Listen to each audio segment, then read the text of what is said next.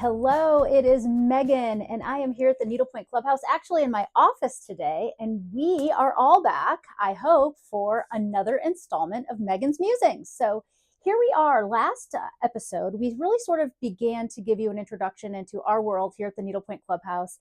And what we're going to do today is sort of start at the beginning of the actual craft. So needlepoint, what is it?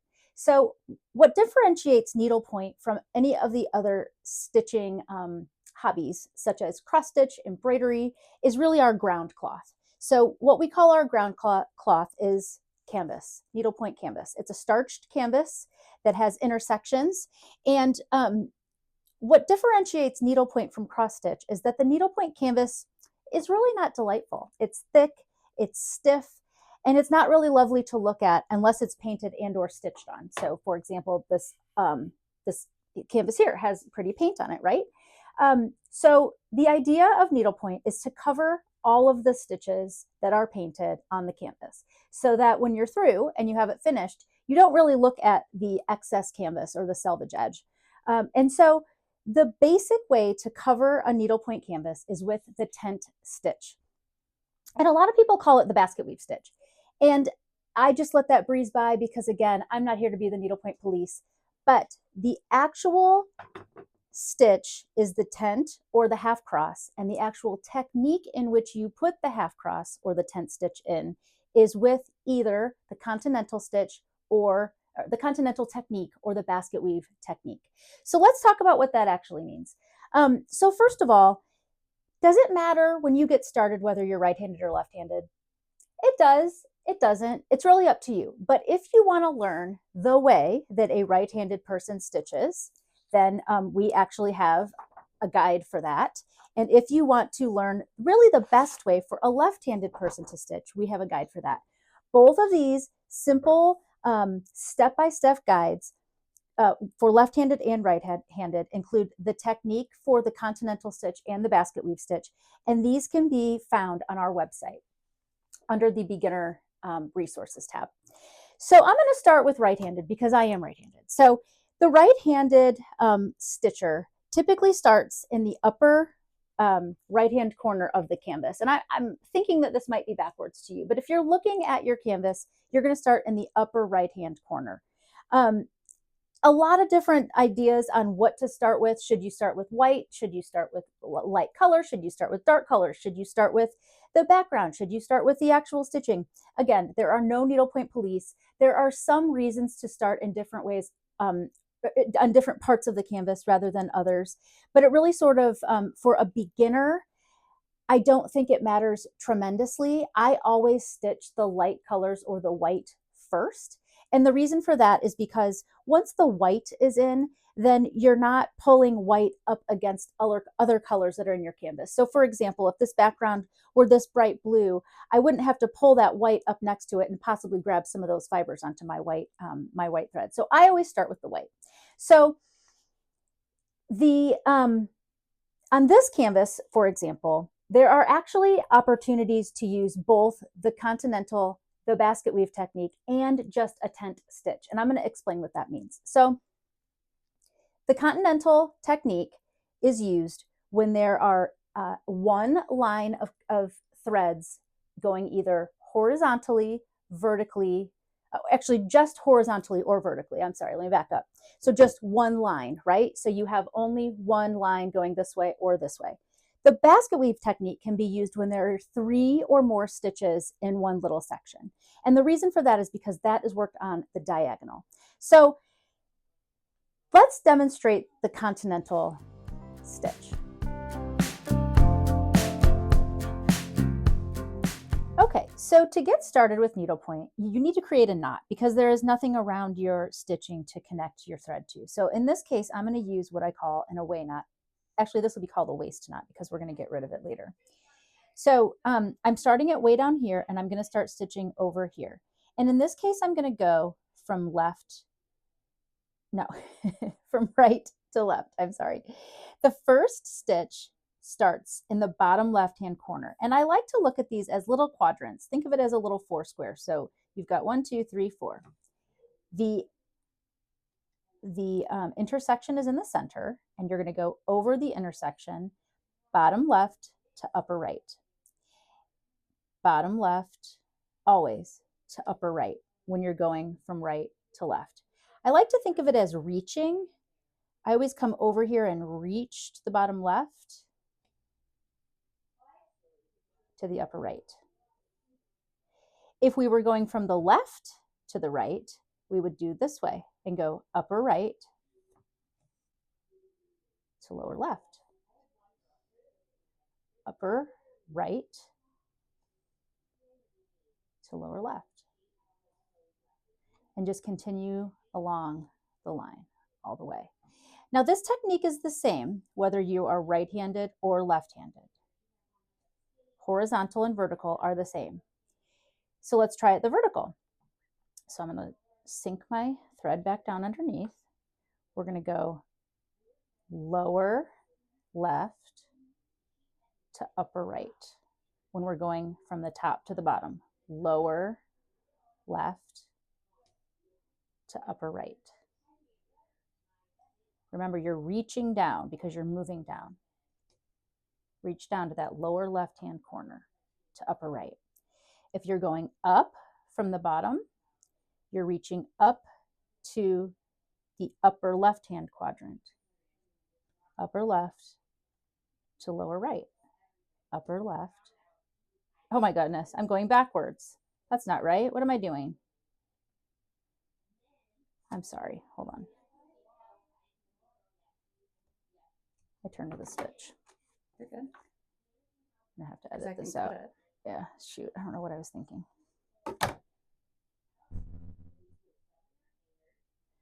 So when you're going from bottom to top, you go upper right to lower left. Upper right, and I'm talking about the upper white quadrant of the intersection that you're covering. So upper right to lower left. Upper right to lower left. I'm reaching up to move upward. Upper right to lower left. So each of these stitches is called the tent stitch. So right over here, I'm going to put in one tent stitch. And the technique we just did was continental because it's going either right to left or left to right, or up to down or down to up in one tent stitch at a time.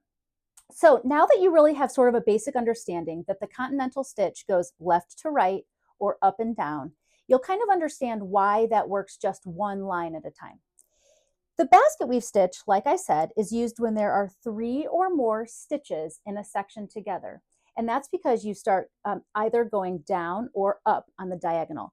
So let me go ahead and demonstrate the basket weave technique on a needlepoint canvas.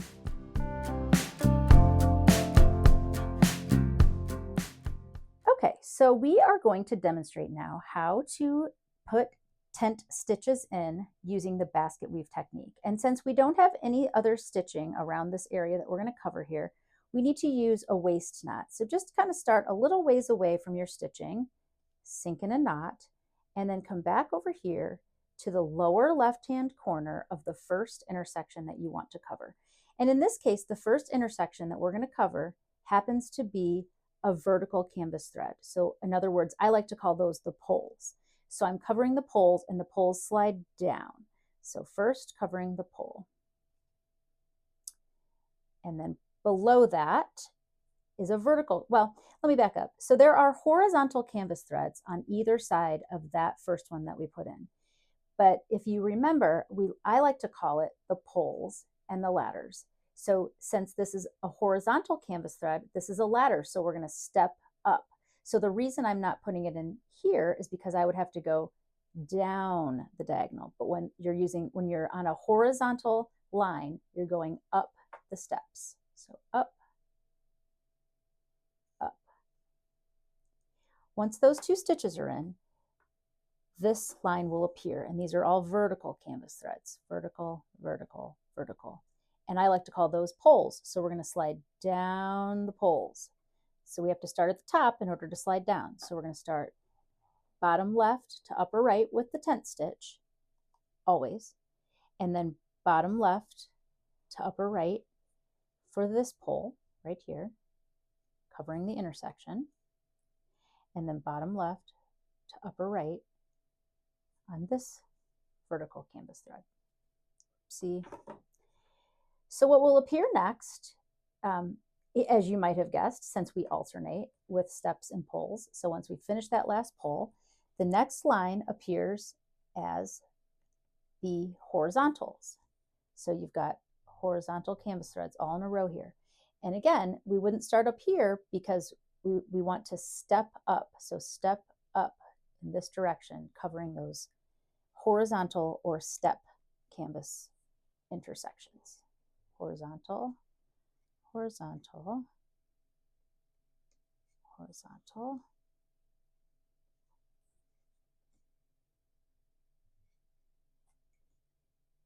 So I'm going to go underneath the canvas, and I'm going to give you a second here to look. So you should be able to see now that the vertical canvas threads have formed a row next to my horizontal canvas threads. So you can see these vertical canvas threads here going up and down. I call those the poles. So if I left my canvas right here and I walked away, I might be a little confused about where I'm at. So I always try to stop on top, because then when you come back to your canvas, if you walk away, use your little needle minder, you walk away, and you'll know, since tent stitches cover just the intersection, you'll know that you've come up in the lower left, and so you need to continue going up into the upper right, and then down this row of vertical canvas threads, we go down the poles. Down the poles.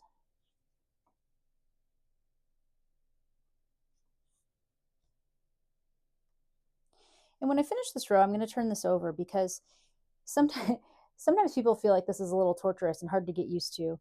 Once you do it a few times, it'll become very much more natural for you. But the reason to go through this technique in tent stitching is because you begin to get a pretty nice thick coverage on the back of your canvas, which gives you a really nice thick end product to be used for finishing. This is going to last much longer. It's going to give you a better square look on your canvas, or really just keep it from being distorted. Even if it were a round, the basket weave technique is great because it keeps it from distorting the canvas less. Okay, lefties, we are going to do the left-handed basket weave technique to put in tent stitches. So we're going to start here on this angle, and left-handed stitchers start in the lower left-hand corner of the area that they'd like to put in the basket weave technique for the tent stitches, oftentimes a background.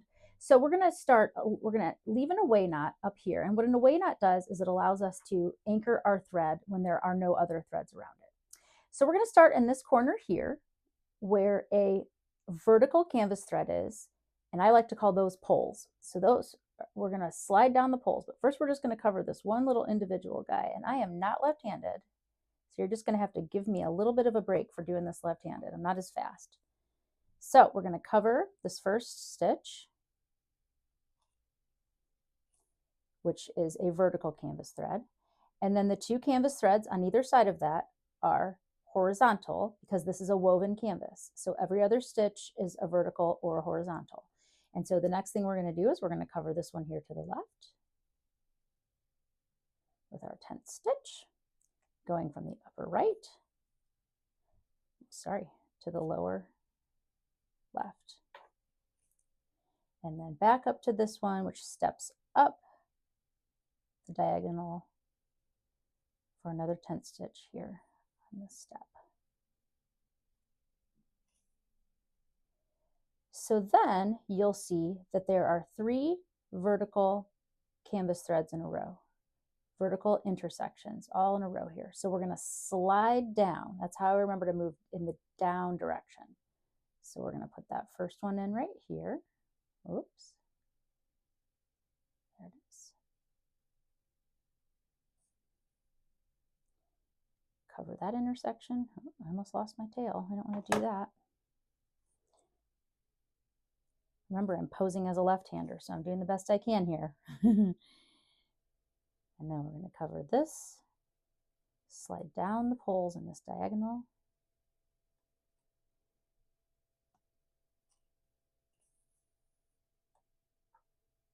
And then this final vertical canvas thread in this row will then allow us to see the next diagonal row, which are going to be all steps up. Step, step, step, step. So we're going to put this row in. And once I finish this row, I'm going to show you the back of the canvas, because really the reason why we like people to work the basket weave technique when they're doing an area of tent stitching is because it gives the canvas a really nice solid backing for whatever its intended use will be, whether it's a belt or an ornament or a pillow. It really gives it a solid structure so that it's very long lasting. It also works to keep your canvas more square so there doesn't have to be as much blocking in the finishing process. Now this is on stretcher bars, so that isn't quite as important, but if you were working in hand, it would be important to try to keep your canvas square. So I've just put the step, step, step, step stitches in, and then again, you'll see that the poles have appeared. So we've got a vertical canvas thread, and we would put those in working all the way down that diagonal. And on the back, we're getting a nice sort of padded, soft basket weave kind of structure there on the back of the canvas. So now that you understand that the continental stitch is left, right, up, and down, and that the basket weave technique is used on the diagonal, you might have a little bit of a better idea of how to work your canvas the best way as a beginner. Now, the other thing I wanted to point out on this particular canvas is that there is one dot on this canvas. It's the dot of the eye, and that is just one tent stitch. Why do I like basket weave better than continental? Well, let me tell you why. Again, there are no needlepoint police, and I think I talked a little bit about how my first projects were actually belts. When I very first started stitching, I stitched belts. That's what I was interested in. That's what I wanted to do. I wanted to gift belts to my husband and my family, and I worked an entire 30 inches of canvas all the way this way, and then all the way this way, all the way this way, and then all the way this way. And it worked. And guess what? Those belts are still out in the world. I think my brother is still wearing one of them. I know my nephew had one, and they worked just fine.